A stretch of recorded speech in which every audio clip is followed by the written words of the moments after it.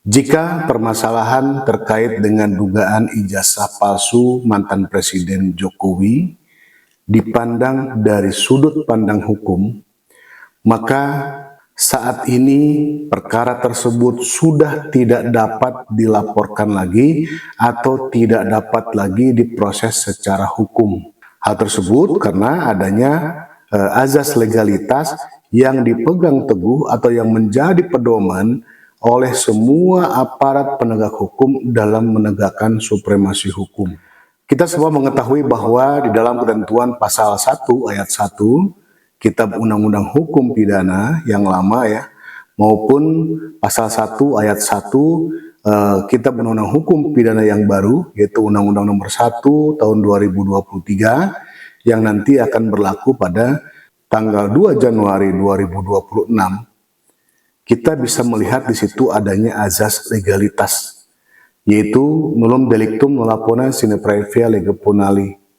Tidak ada seorang pun yang dapat dipidana atau dapat dihukum, melainkan berdasarkan ketentuan perundang-undangan yang sudah ada sebelumnya. Jadi ada dulu aturan undang-undangnya, kemudian barulah bisa disangkakan seseorang telah melakukan suatu dugaan tindak pidana. Azas legalitas itu sendiri dijabarkan dalam 4 kriteria ya. Yang pertama adalah nullum crimen nulla pona sine praevia atau disebut dengan lex praevia. Artinya hukum tidak boleh berlaku surut. Yang kedua, nullum crimen nulla pona sine lege scripta atau lex scripta. Artinya hukum harus tertulis. Tidak boleh menggunakan hukum kebiasaan. Yang ketiga adalah nullum crimen nulla pona sine lege serta atau lex serta, yaitu penafsiran hukum harus ditafsirkan secara ketat. Dan yang keempat, nullum crimen nulla pona sine lege stricta atau lex stricta. Hukum tidak boleh menggunakan analogi atau kias. Hukum tidak boleh dikira-kira, melainkan hukum itu harus dijalankan sesuai dengan ketentuan perundang-undangan yang berlaku. Pada kesempatan kali ini kita akan membahas terkait dengan daluarsa perkara baik pidana maupun perdata.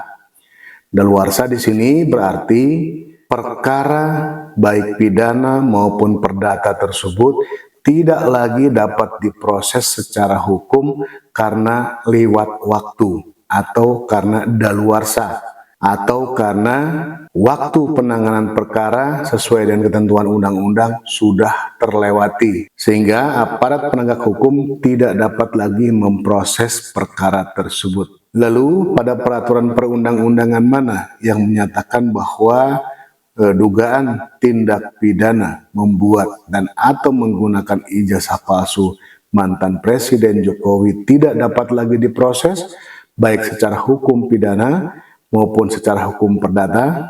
Mari kita simak ulasannya.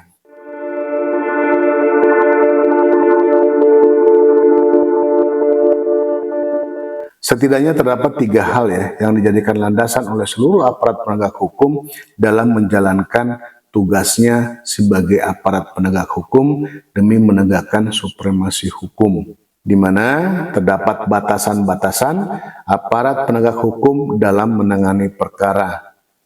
Mereka tidak dapat lagi menangani perkara apabila sudah dinyatakan perkaranya lewat waktu atau daluarsa. Hal yang paling ringan dulu adalah terkait dengan adanya pengaduan ya, atau delik aduan. Daluarsa delik aduan itu bisa kita lihat ketentuannya pada pasal 74 ayat 1 Kitab Undang-Undang Hukum Pidana, yaitu pengaduan hanya boleh diajukan dalam waktu 6 bulan sejak orang yang berhak mengadu mengetahui adanya kejahatan, jika dia bertempat tinggal di Indonesia, atau dalam waktu 9 bulan jika orang tersebut bertempat tinggal di luar Indonesia. Jadi terkait dengan daluarsanya perkara delik aduan seperti misalnya pencemaran nama baik secara lisan ataupun tulisan, pencurian dalam keluarga, kemudian pasal 284 KUHP ya tentang perzinahan dan sebagainya, yang merupakan delik aduan itu hanya berlaku atau hanya boleh diajukan oleh orang yang berhak mengadu selama 6 bulan bagi mereka yang tinggal di Indonesia dan 9 bulan bagi mereka yang tinggal di luar negeri atau tinggal di luar Indonesia. Setelah itu, pengaduan terhadap delik aduan tidak bisa lagi diproses karena daluarsa. Kemudian daluarsa berikutnya kita bisa melihat ketentuannya pada pasal 78 KUHP ya. Pada ayat 1 disebutkan kewenangan menuntut pidana hapus karena daluarsa. Angka 1 mengenai semua pelanggaran dan kejahatan yang dilakukan dengan percetakan itu daluarsanya setelah 1 tahun. Yang kedua, mengenai kejahatan yang diancam dengan pidana denda, pidana kurungan, atau pidana penjara paling lama 3 tahun, daluarsanya sesudah 6 tahun. Angka 3, mengenai kejahatan yang diancam dengan pidana penjara lebih dari 3 tahun, daluarsanya sesudah 12 tahun. Dan yang keempat, mengenai kejahatan yang diancam dengan pidana mati atau pidana penjara seumur hidup, daluarsanya setelah 18 tahun. Jadi terkait dengan dugaan tindak pidana pemalsuan ijazah mantan Presiden Jokowi itu daluarsanya paling lama 12 tahun. Bayangkan ketika perbuatan tersebut dilakukan pada tahun 1985 dan saat ini baru mau dilaporkan, berarti kurang lebih sudah sekitar 40 atau 41 tahun. Sementara daluarsanya hanya 12 tahun. Atau misalnya dilakukan pada saat beliau mencalonkan diri sebagai wali kota Solo pada sekitar tahun 2005, itu juga sudah sekitar 20 tahun, sedangkan daluarsanya 12 tahun. Lalu pasal berikutnya adalah pasal 79. Disebutkan bahwa tenggang waktu daluarsa mulai berlaku pada hari sesudah perbuatan dilakukan, kecuali angka 1 mengenai pemalsuan atau perusakan mata uang. Tenggang waktunya berlaku pada hari sesudah barang yang dipalsu atau mata uang yang dirusak tersebut digunakan. Pada ayat 2, mengenai kejahatan dalam pasal-pasal 328, 329, 330, dan 333 KUHP, tenggang waktunya mulai pada hari sesudah orang yang langsung terkena oleh kejahatan tersebut dibebaskan atau meninggal dunia. Ini terkait dengan bab kejahatan terhadap kemerdekaan orang. Angka 3, mengenai pelanggaran dalam ketentuan pasal 556 sampai dengan 558A KUHP, tenggang waktu daluarsanya dimulai pada hari sesudah daftar-daftar yang memuat pelanggaran-pelanggaran tersebut menurut aturan umum yang menentukan bahwa register-register catatan sipil harus dipindah ke kantor panitera suatu pengadilan, dipindah ke kantor tersebut.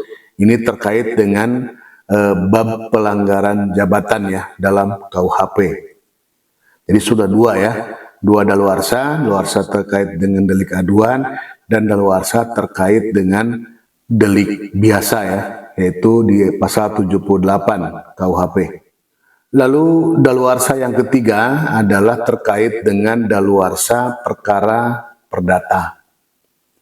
Pada daluarsa perkara perdata itu jangka waktunya adalah 30 tahun. Dasar hukumnya adalah ketentuan pasal 1967 KUH Perdata. Jadi apabila misalnya perkara dugaan tindak pidana ijazah palsu tersebut akan dibawa ke ranah ketentuan hukum perdata, maka ya sudah daluarsa juga ya, karena dari 85 sampai dengan tahun 2025 ini ya kurang lebih 40 lah, 40 atau 41 tahun. Sedangkan jangka waktu daluarsanya adalah 30 tahun berdasarkan pasal 1967 KUH Perdata. Jadi itu ya alasan secara hukum kenapa dugaan tindak pidana ijazah palsu mantan Presiden Jokowi tidak dapat lagi diproses secara hukum, baik hukum pidana maupun hukum perdata. Ketentuannya ya bisa kita lihat ya di ketentuan pasal 74 KUHP, pasal 78 KUHP, pasal 79 KUHP, dan juga terkait dengan ketentuan hukum perdata di ketentuan pasal 1967 KUH Perdata. Demikian, terima kasih.